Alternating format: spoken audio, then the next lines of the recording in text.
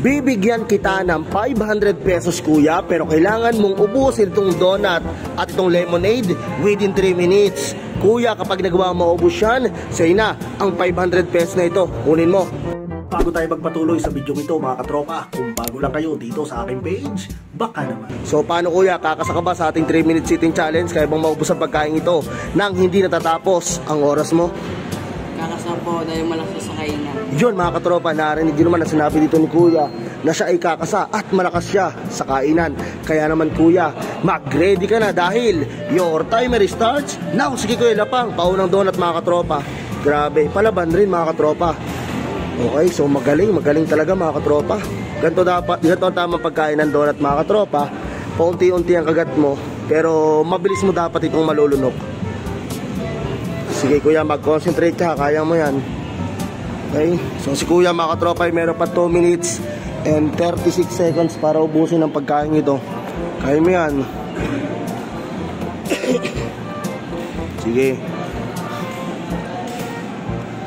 Okay. Okay, pangalawang donut na kagad mga katropa. Pangalawa na agad, kaya mo yan. Yun. Tamang diskarte lamang mga katropa sa pagkain at sa paglunok para mabilis mo maubos. Okay, so si kuya ay meron pang 2 minutes and 6 seconds mga katropa. Ano sa tingin nyo? Kakayanin kaya na maubos? So 3 donut lang yan mga katropa at isang lemonade. Sige kuya, mag-concentrate ka, kaya mo yan. Sige, so mga katropa, manipis lang yung donut na yan. Okay, so mga katropa, si kuya ay meron pang 1 minute and 45 seconds. Sa tingin ko naman mga katropa, ito ay kakayanin ni kuya na maubos. Okay, sige, kaya mo yan. Sige. Sige kuya, kaya mo yan. Okay, so mga katropa, isang donut na lang nandoon. At si kuya mayroon pang 1 minute and 23 seconds. Mahaba pa yung oras. Pangatlong donut at panghuling donut niyang kakainin. Grabe, magaling. Talagang palaban. Magaling yung diskarte, magaling ang pagsubo, pagkain at paglunok. Yun ang pinakamahalaga mga katropa. Okay? 1 minute and 6 seconds. Sige katropa, kaya mo yan. Mag-concentrate ka. Last 1 minute, kakunti na yan.